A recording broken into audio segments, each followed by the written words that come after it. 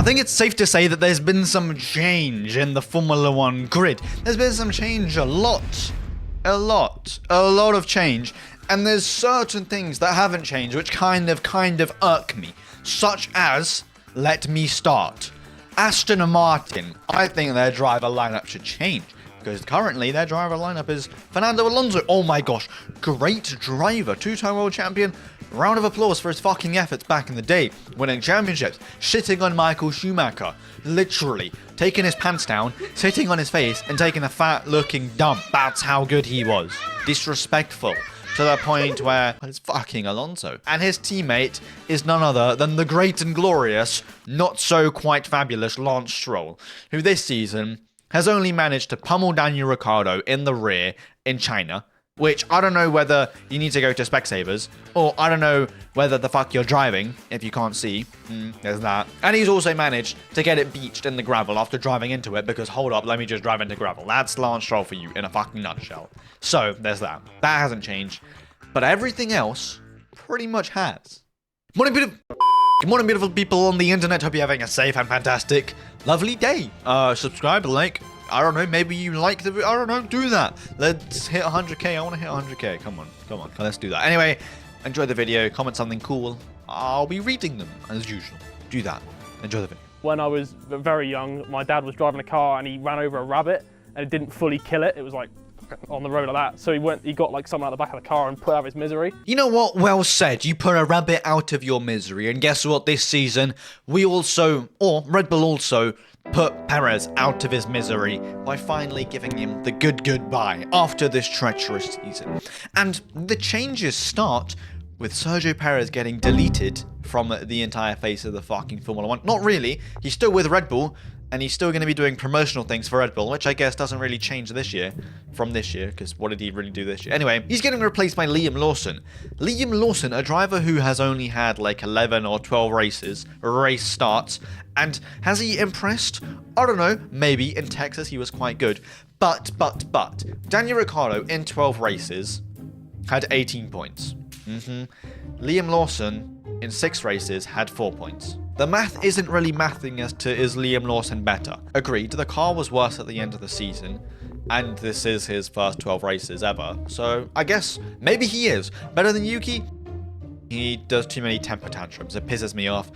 Not mature, kind of a child. There's that.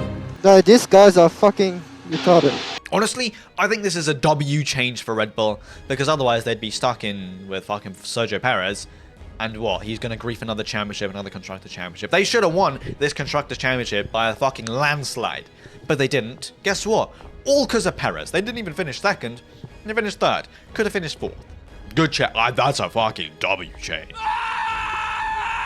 It's like when you're going with the fucking exterminator to exterminate all of the ants or the rats. You don't go just kill one ant. You go to the source and the nest. The source and the nest of Red Bull's problems was Sergio Perez. Good riddance. Good choice. Now, the last time we strapped in a rookie to the top team, he impressed everybody. Actually, the last time we strapped a great rookie, into a top team, he won a race in his second ever season. Oscar Piastri in the McLaren won the race, or won multiple races this season. Verstappen won Spain in his second ever season, and it was a great Spanish victory. Maybe not for Mercedes, it wasn't a great race because, well, we all know what happened. But speaking of the Mercedes, Kimi Antonelli, a rookie, is going into Mercedes for Lewis Hamilton. And those are pretty big shoes to fill, because Lewis Hamilton might be a 7-time world champion. But he's a 7-time world champion. He might not be the greatest. Maybe the shoes have shrunk a couple sizes. Maybe he's put it in the wash. Maybe they actually have shrunk in the tumble dryer. Maybe Kimi Antonelli will be great. Maybe. Just maybe. But at the same time, did he impress this season in F2? The car wasn't good, he scored a couple wins. Did he impress in the practice sessions? Yeah, he impressed his fucking self when he crashed into the wall. No! God, please, no! No! No! No! But I guess he did impress because he was fast. Very fast. And to the point he might be that fast that maybe it will be a one-season show-off between Russell and Kimi Antonelli. Whoever wins this season gets the seat next season, and Verstappen will join them the season after that, because the way Red Bull's going, I don't know how that's gonna fucking end. Or maybe he might just leave the spot, I don't know. Mercedes probably also could have gotten Carlos Sainz. They probably also could have gotten Paul Aron, but they dropped him. I don't know. So there's that. You tell me.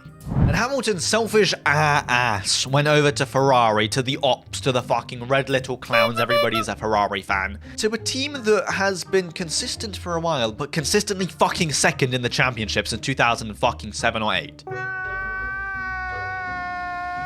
It's been a while since they've actually managed to push up and win a trophy. The only trophies I've seen is race wins, and they're looking kind of dire. They won a couple this season fair and square, but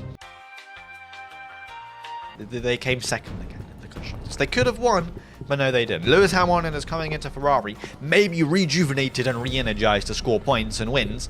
However, it's Lewis Hamilton. It's not prime Lewis Hamilton 2018 or something like that. It's modern day Lewis Hamilton. He might have won a couple races, but he's also in quali been absolutely dire and shambolic. I won't even bring up performances. No, I will. Las Vegas. Abu Dhabi.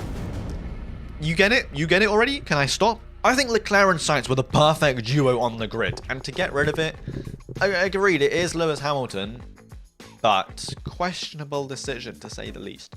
Maybe they will cook up, but both of them want to win the championship. Maybe they'll fucking step on each other's toes like Hamilton and Alonso did in 2000 and Ross Clark 7. Who knows?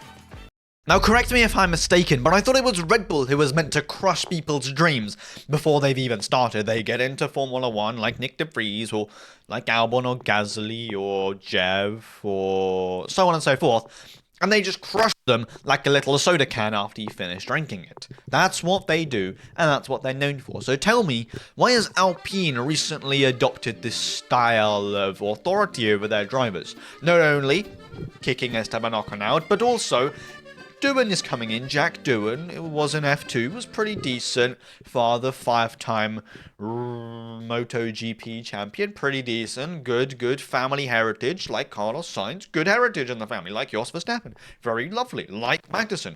Good heritage. However, how are you telling me that now, right now, that Jack Doohan he's done one race. He hasn't even started his fucking 2025 season. Apparently, he has a contract for the first couple races, and if he isn't good enough, then he's getting booted out, and Kimi Antonelli, then he's getting booted out, and Colapinto stepping in. Now that is crushing. That is soul crushing to think that my seat can be taken in the first couple races.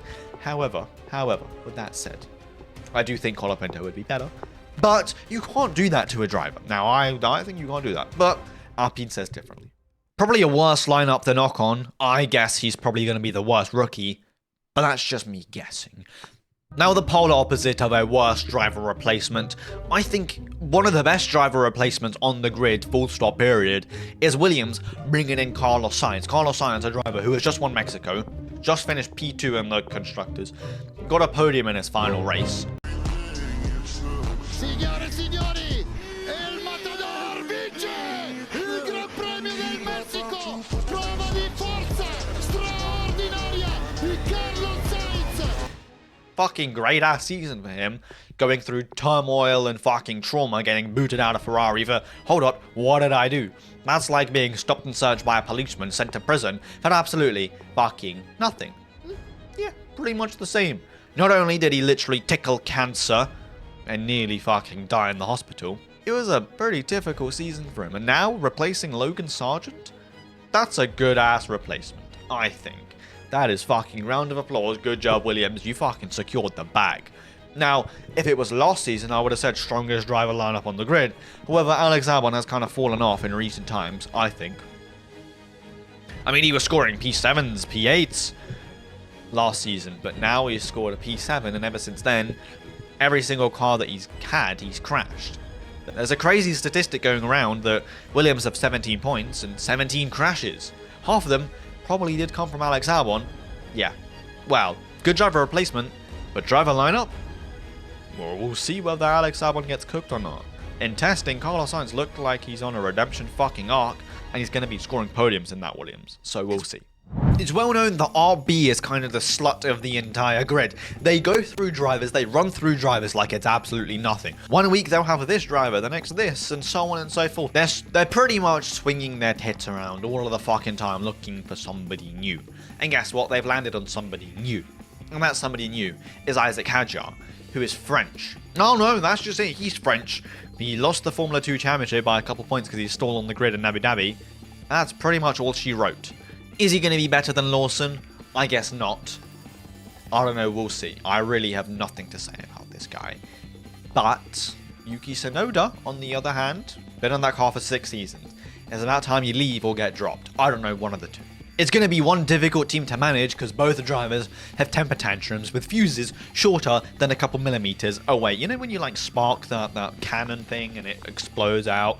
Yeah, the fuse is this short on them before they fucking explode and start crying and screaming. Tough team to handle, and maybe won't be the best team for points. And finally, Stake, Sauber, Kick, whatever they're going to call it next year, maybe Audi, I don't know, and Haas, both have 2 new driver lineups. Wow, amazing. Sauber, Stake, Kick has gone with Bortoletto, who has just won Formula 2, just won Formula 3 as well. Call him the fucking next rising star, shooting star. That's pretty good. Piastri did that. Look at Piastri now. George Russell did that. Look at George Russell now. Lando didn't do that. But Leclerc did. And look at him fucking now. It's all diddly-daddly great. So maybe he'll be the next prodigy. They have Hulkenberg next to him, who is great. Old, veteran, amazing. Never scored a podium, but been close. Been very close until he got...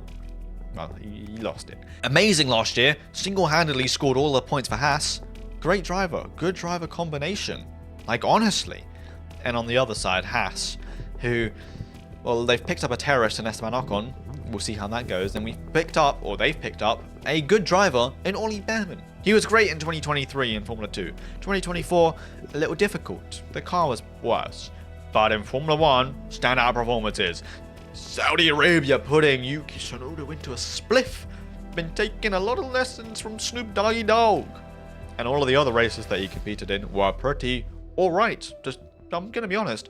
Baku was good, and Brazil was an interesting race for him to learn a lot. He spun out a couple times, but still finished the race.